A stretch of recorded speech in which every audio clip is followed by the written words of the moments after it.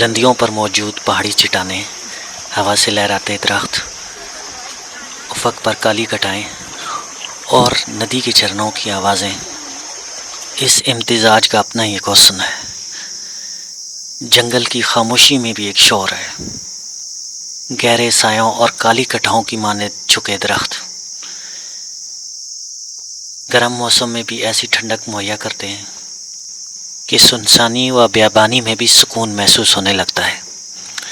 लेकिन जंगल की खामोशी बाज़ों का चीख चीख कर बोलती है। अगरचे दरख्त और पहाड़ खूबसूरत नज़र आते हैं, लेकिन इंतहाई दुश्वार गुजार होते हैं। पहाड़ और जंगल इस कुरे अर्ज़ का हुस्न है, तो दरख्त और नदी नाले इन जंगलात और पहाड़ों का हुस्न है। तरह तरह की वेजिटेशंस होती हैं, तरह तरह के दरख्त और पौधे होते हैं, और इनकी अपनी एक रहनाई होती है, अपना एक हुस्न होता है, अपना चौबन होता है।